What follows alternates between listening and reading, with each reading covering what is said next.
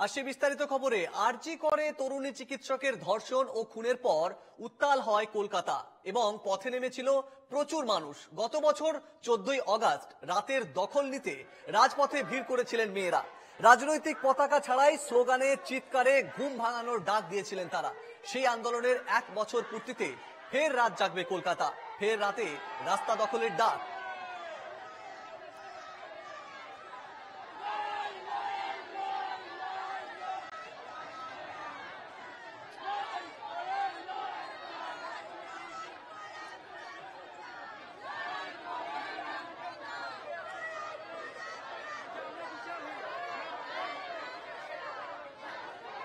আমরা এই মুহূর্তে চলে যাব সরাসরি, সঞ্জনা লাহিড়ী রয়েছে আমাদের প্রতিনিধি রাসবিহারী থেকে।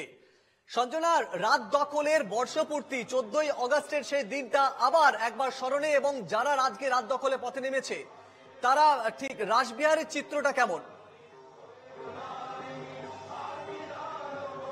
দেখো, প্রাক স্বাধীনতার রাতে এই আগের বছরে দেখতে পাওয়া গিয়েছিল, গত বছর দেখতে পাওয়া গিয়েছিল রাত দখলের প্রথম ডাক এসেছিল এবং সেখানে প্রচুর মানুষ রাত দখল করেছিল এবং সেই চিত্র আবারও কিন্তু পুনরাবৃত্তি এই বছর। তোমাকে একটু দেখাই যে এই মুহূর্তে আমি রাসবিহারী মোড়ে রয়েছি। রাসবিহারী মোড়ে দেখতেই পাওয়া যাচ্ছে অল বেঙ্গল অ্যালুমিনি অ্যাসোসিয়েশন, তারা রাত দখলের ডাক দিয়েছেন এবং রাত্রি 8টা থেকে চলছে এখানকার এই প্রতিবাদী পথনাটিকা, পথসভা এবং সাংস্কৃতিক অনুষ্ঠান।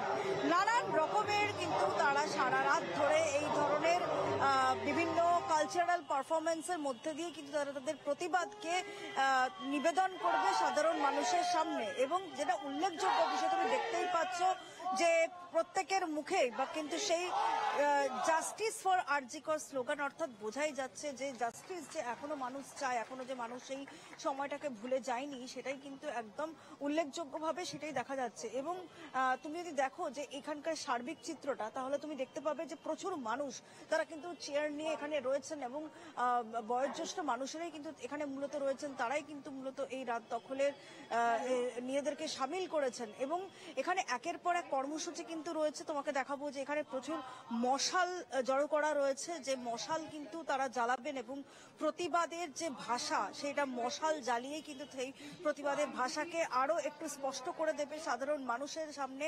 কারণ আজকে সারা রাজ্যের 52 জায়গায়, আরো একবার বলি 52 জায়গায় কিন্তু এই রাত দখলের ডাক রয়েছে। শুধুমাত্র আমাদের এই শহরে নয়, শহরের বিভিন্ন জায়গা অর্থাৎ উত্তর থেকে দক্ষিণ সারা শহর কলকাতায় কিন্তু এই রাত দখল রয়েছে। তার পাশাপাশি দেখতে পাওয়া যাচ্ছে যে আরো বিভিন্ন জায়গায় কিন্তু মূলত এই রাত দখলের ডাক দেওয়া হয়েছে এবং সেই অনুষ্ঠান ইতিমধ্যে কিন্তু চলছে। বিভিন্ন জায়গা থেকে সেই অনুষ্ঠান আমরা দেখতে পাচ্ছি।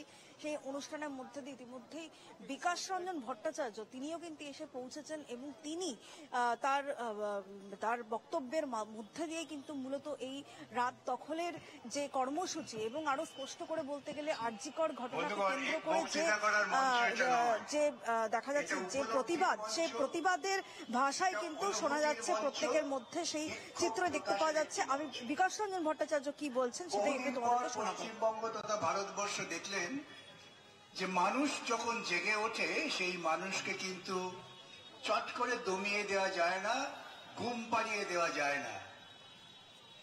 আরজি করের অভয়া একটি স্ফুলিঙ্গ, যে স্ফুলিঙ্গ দাবানলের মতো চারিদিকে ছড়িয়ে পড়েছে। যারা শাসক, আমি কোন দলের কথা বলছি না, যারা শাসক অর্থাৎ যারা প্রচলিত পচা গলা সংস্কৃতি এবং সমাজকে টিকিয়ে রাখতে চায়, তাদের মনস্কতায় কিন্তু ধর্ষণ একটা অবিচ্ছেদ্য ভাবনা।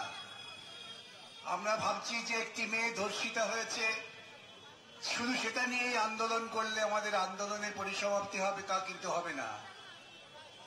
আমাদের এই লড়াইটাকে সংঘবদ্ধ করতে হবে ধর্ষণ মানসিকতার বিরুদ্ধে।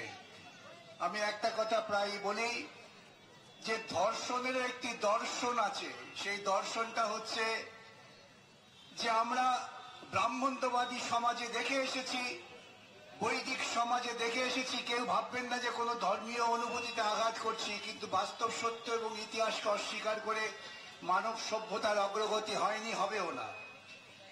সেখানে মহিলারা সবসময় হচ্ছেন পুরুষের অধীন। তাদের জন্ম থেকে মৃত্যু পর্যন্ত পুরুষের অনুশাসনে বসবাস করতে হবে, এটাই হয়েছে নিদান। এ নিদানও দেওয়া আছে। রাসবিহারীতে এখন বক্তৃতা দিচ্ছেন বিকাশ রঞ্জন ভট্টাচার্য। সঞ্জনা, তুমি আমাদের সঙ্গে থাকো, তোমার কাছে আবার আসবো। এখন আমরা চোখ রাখবো পূর্ব বর্ধমানের কার্জন গেটে। সেখানে রয়েছেন আমাদের প্রতিনিধি মোহাম্মদ খান। সেইখানে ছবিটা কেমন দেখবো? মোহাম্মদ খান, এখন রাত জাগো আন্দোলনে কার্জন গেটের ছবিটা ঠিক কেমন?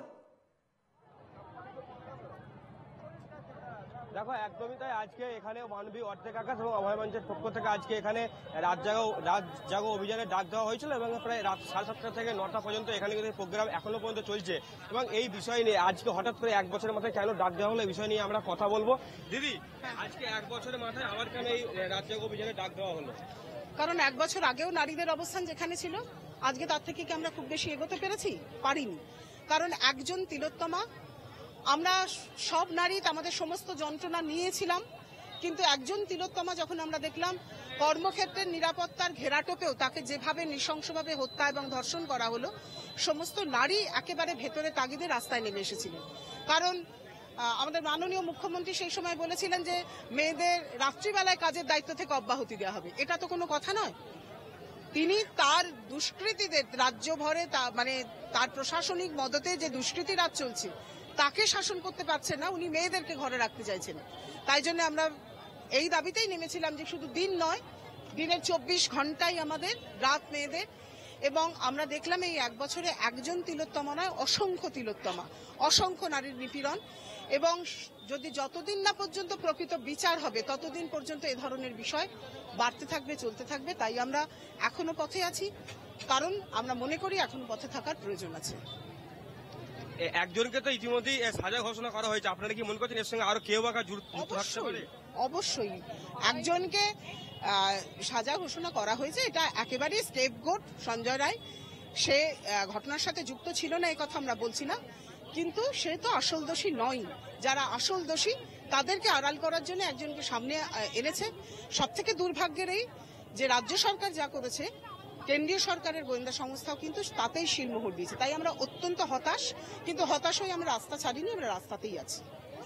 একদমই তাই। তুমি যেমনটা দেখতে পাচ্ছ যে তাদের যে মূল দাবি, এর সঙ্গে যে আর যে যারা যুক্ত রয়েছে তাদেরকে যেমন শাস্তি দিতে হবে, অর্থাৎ নারীদেরকেও নিরাপত্তা দিতে হবে। যেখানে নারীদেরকে দিন দিন যে অত্যাচার বাড়ছে সেই সমস্ত দাবিকে দেখি কিন্তু আজকে এই রাত জাগো আন্দোলনে ডাক দেওয়া হয়। মোহাম্মদ, এখানে সার্বিক ছবিটা যদি একটু দেখাও। রাত দখল, একদিকে শহর কলকাতা, অন্যদিকে রাজ্য জুড়ে আজকে 52 জায়গায় রাত দখল চলছে। আমরা বুঝতে পারছি কার্জন গেটের ভিড়টা একটু কমতে শুরু করেছে, কিন্তু সন্ধ্যে থেকে যে ভিড়টা ছিল সেই ভিড় এখন ঠিক কেমন? সেখানকার ছবি, কত মানুষ এসেছেন? কারণ সকলেরই দাবি কম বেশি যে এখনো তারা সুবিচার পাননি। এমনকি যাকে ঘিরে এই আন্দোলন, তার মা বাবার, সেই নির্যাতিতার মা বাবারও দাবি যে তারা নাকি বিচার পাননি। একদমই তাই। আমি তোমাকে প্রথমে দেখা হবে, তুমি এখনো দেখতে পাচ্ছ কার্জন গেটের কাছে কিন্তু এখনো অসংখ্য মানুষ তারা দাঁড়িয়ে রয়েছে। তারা এসেছিলেন অনেকক্ষণ ধরে এবং বেশ কিছুক্ষণ এখানে যেমন রাস্তা অবরোধ করে যেমন রাত জাগো যে ডাক, সেই ডাক তারা বিভিন্ন রকম ম্যাগাজিন উদ্বোধন করা হয়েছে। পাশাপাশি তাদেরকে রাস্তার ওপরে জাস্টিস ফর ফাইট বিভিন্ন রকম স্লোগানের পাশাপাশি ছবি এঁকে, অর্থাৎ অভয়ার ছবি এঁকে সেখানে তারা প্রতিবাদে সামিল হয়েছিলেন। এবং বেশ কিছুক্ষণ এই অবরোধ চলার পরে তারা কিন্তু তাদের রাত জাগো যে অবরোধ তারা ডাক দিয়েছিল সেই তুলে নেওয়া হয়েছে। কারণ এই সময় এই কার্জন গেট চত্বর কিন্তু একটা ব্যস্ততম রাস্তা এবং এখানে অসংখ্য মানুষের যানজট তৈরি হয়েছিল। তার জন্য কিন্তু তাদের পক্ষ থেকে এই যে অবরোধ করা হয়েছিল, রাত জাগো যে ডাক দেওয়া হয়েছিল, সেটা কিন্তু তুলে নেওয়া হয়। মোহাম্মদ, আর কি কারোর সঙ্গে কথা বলা সম্ভব? কারণ একটা বিষয়, সিবিআই এর দাবি নির্যাতিতার বাবা মা করেছিলেন, সেই সিবিআই এর যে এগেনস্টেও অভিযোগ উঠেছে, প্লাস রাজ্য পুলিশের বিরুদ্ধে অভিযোগ। রাজ্যের যে শাসক দল তারাই বলছেন যে কাদের বিরুদ্ধে আন্দোলন করবে সেটা আগে ঠিক করুক আন্দোলনকারীরা। এই বিষয়ে যদি কারোর সঙ্গে কথা বলা যায়। দিদি, এই যে দিদি বলবে, রাজ্য বলছে যে অভয়ের বাবা মা তার বিরুদ্ধে আন্দোলন করবে সেটা আগে ঠিক করুন। একবার বলছে সিবিআই সমস্ত কিছু ঢাকা দিচ্ছে, বলছে রাজ্য পুলিশ। আমরা কোনো রকম এই সমস্ত কথা শুনতে চাই না। আমাদের একটাই দাবি, সেটা হচ্ছে অভয়ের সঠিক ন্যায় বিচার। সেক্ষেত্রে আমরা অভয়ের বাবা মায়ের পাশে আছি এবং এটাকে একটা রাজনৈতিক একটা মেরুকরণ করার চেষ্টা করা হচ্ছে নানা রকম ভাবে। আমরা কোনো রাজনীতির মধ্যে যেতে চাইছি না এবং সেটা বারবার রাজ্য সরকার বারবার অন্যদিকে আমাদের দৃষ্টি আকর্ষণ করার চেষ্টা করছেন। কিন্তু আমাদের এই মুহূর্তে একটাই দাবি যে আমরা যেন তেন প্রকারেণ অভয়ের বিচারের দাবি চাইছি, সেটা যে কোনো মূল্যেই হোক, আমাদের সেটাই দাবি। এবং সেটার জন্য আমাদের আন্দোলন যতটা দীর্ঘায়িত করা প্রয়োজন আমরা ততটা দীর্ঘায়িত করব। এর পরবর্তীকালে রাজপথে নামবো, আবার রাজপথে নামবো, পুনরায় রাত দখল হবে। কে বলেছে আন্দোলনের শেষ হয়ে গেছে? শেষ তো এখনো হয়নি। আর রাজ্য সরকার যদি বারবার চেষ্টা করে যে কাদা ছেটানো, রাজ্য সরকার কেন্দ্রীয় সরকার একে অপরকে কাদা ছেড়াছেড়ি করছে, সেটা আমরা চাইছি না। প্রকৃতপক্ষে আমরা দোষীদের শাস্তি চাইছি এবং অভয়ের যথাযথ বিচার আমরা চাইছি, এর বেশি আর কিছু না। মোহাম্মদ, আরেকটা বিষয়, ওইখানে যারা মানুষ জড়ো হয়েছেন, খুব স্বাভাবিকভাবেই এই কিছুদিন আগেই 8ই আগস্টও একটা রাত দখল হয়েছে। 8ই আগস্টের রাতের পর সেই যে রাত দখল, সেখানে জনস্ফূর্তি। আজকে কিন্তু বামপন্থী সংগঠনের ডাকে রাত দখলের অভিযান, এবং সেখানে তারা একাধিকবার রাজ্যের শাসক দলকে নিশানা করেছে। বিচার চলছে। অভয়ার মা ইতিমধ্যেই শিয়ালদা কোর্টের রায়কে চ্যালেঞ্জ করে হাইকোর্টেও গেছে, সেই শুনানিও আগামী দিনে হবে। কিন্তু আজকের যে রাত দখল, সাধারণ মানুষের ডাকা যে রাত দখলের থেকে কি কোথাও লোক কম মনে হচ্ছে? কি বলছেন যারা আন্দোলনকারী, তারা কি বলবেন? এটা কি রাজনৈতিক কর্মসূচি বলেই মানুষজনের স্বতঃস্ফূর্ততা অভাব আছে? দেখো, একদমই তাই। আমি কথা বলার চেষ্টা করবো। 8ই আগস্ট যে রাত দখল হয়েছিল, আজ 14ই আগস্ট, বিভিন্ন জায়গা থেকে বলা হচ্ছে যে এটা আজকে বামপন্থী দলের পক্ষ থেকে আজকের যে ডাক দেওয়া হয়েছে, কি বলবেন এই বিষয়টা নিয়ে? হ্যাঁ, এই ঘটনাটা প্রায় আজকে 1 বছর হয়ে গেল। তো 1 বছর আগে যে ঘটনাটা ঘটেছিল, কর্মক্ষেত্রে একজন ডাক্তারবাবুর যদি কোনো সিকিউরিটি না থাকে এবং সে যে ওয়ার্ডে ডিউটি করছিল সেটা চেস্ট ওয়ার্ড, যথেষ্ট বিজি ওয়ার্ড, সেই ওয়ার্ডে প্রচুর স্বাস্থ্যকর্মী থেকে আরম্ভ করে অন্যান্য পিজিটি, অন্যান্য আরও সিনিয়র ডাক্তারবাবুদের থাকার কথা, গ্রুপ ডিতে থাকার কথা, সেরকম একটা পরিবেশে একজন ডাক্তারবাবু খুন হয়ে গেলেন এবং বাকি কেউ জানেন না। মাঝখান থেকে সিসিটিভি ফুটেজের খানিকটা অদৃশ্য হয়ে গেল এবং যে খুনের যে ডাইমেনশন, তা দেখে কখনোই মনে হয় না যে সেটা একজন লোকের পক্ষে করা সম্ভব।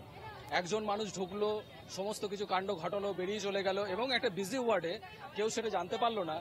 তাহলে ব্যাপারটা এরকম দাঁড়াচ্ছে যে সরকারি জায়গায় যদি সরকারি কর্মচারীর নিরাপত্তা না থাকে, তাহলে সারা রাজ্যে আমাদেরকে ভাবতে হবে আমাদের নিরাপত্তা নিয়ে। এবং সরকারের যে পদক্ষেপগুলো, যে সরকার এই তদন্ত সদর্থকভাবে এগিয়ে নেওয়ার জন্য যা যা করা দরকার ছিল, তদন্ত প্রক্রিয়া এবং বিচার প্রক্রিয়া নিয়েও এখনো প্রশ্ন মানুষের মনে রয়ে গেছে, সেই জন্যই ফের তারা আন্দোলনে নেমেছে। মোহাম্মদ, তোমাকে আপাতত ধন্যবাদ। আমরা আবার চোখ রাখবো রাসবিহারীর দিকে, সেখানে রয়েছে আমাদের প্রতিনিধি সঞ্জনা লাহিড়ী। আমরা একটু আগে সেখানে চোখ রেখেছিলাম এবং সিপিএম নেতা বিকাশ রঞ্জন ভট্টাচার্য তিনি বক্তব্য রাখছিলেন এবং রাত দখলে আজকে রাজ্য জুড়ে 52টি জায়গায় রাত দখলের কর্মসূচি রয়েছে। রাসবিহারীর চিত্রটা ঠিক এখন কেমন? সঞ্জনা লাহিড়ী রয়েছে আমাদের প্রতিনিধি। সঞ্জনা, এখন রাসবিহারীর ছবিটা ঠিক কি বলছে? দেখো, এখনো পর্যন্ত কিন্তু সেই বিভিন্ন আলোচনা বা বিতর্ক সভা বা বিভিন্ন পথনাটিকা, সাংস্কৃতিক অনুষ্ঠান সারা রাত ধরেই কিন্তু এখানে চলবে এবং বিভিন্ন বলা যেতে পারে বুদ্ধিজীবী মানুষজনের ভিড় কিন্তু এখানে আস্তে আস্তে হবে। ধীরে ধীরে প্রচুর মানুষের ভিড় এখানে জমতে শুরু করবে এবং যে কিছুক্ষণ আগে দেখলাম বিকাশ রঞ্জন ভট্টাচার্য তিনি রয়েছেন, তিনি কিন্তু একটু পরেই বেরিয়ে যাবেন। বেরিয়ে তিনি যাদবপুর যেতে পারেন, যেটা এখনো পর্যন্ত জানা যাচ্ছে। তবে সবটা মিলিয়ে তার একাধিক কর্মসূচি আজকে রাতেও রয়েছে। শুধুমাত্র অর্থাৎ এই রাত জাগো কর্মসূচি আজকে যে 52টি জায়গায় রাজ্য জুড়ে চলছে, সমানতালে কলকাতা থেকে রাজ্য সব জায়গাতেই হচ্ছে। সঞ্জনা, আপাতত তোমাকে ধন্যবাদ। আমরা আবার আসবো রাত দখলের ঠিক ছবিটা যত রাত বাড়বে মানুষের ঢল নামবে। আজকে বামপন্থী সংগঠনের ডাকে 52টি জায়গায় রাজ্য জুড়ে রাত দখলের কর্মসূচি।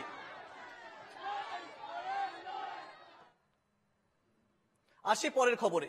বিহারে এসআইআর এ 65 লক্ষ ভোটারের নাম বাদ গেছে। কেন এত নাম বাদ, তার কারণ সহ তথ্য তালিকা প্রকাশ করতে হবে কমিশনকে।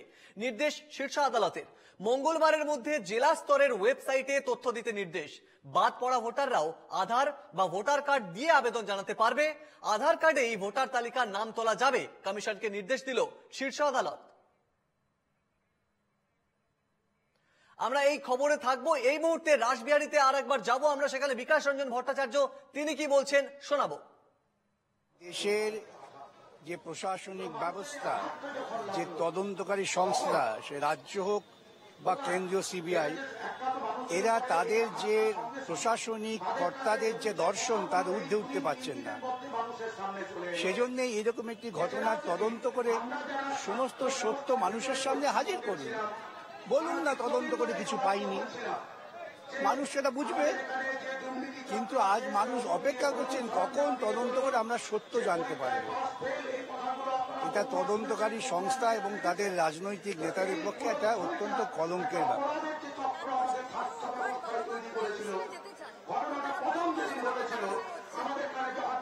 আমার নিজের ধারণা লড়াইটা আদালতেই করতে হবে মূলত, এবং সামাজিকভাবে প্রশাসন এবং তদন্তকারীর উপর চাপ সৃষ্টির জন্য এই রকম জন আন্দোলন দরকার।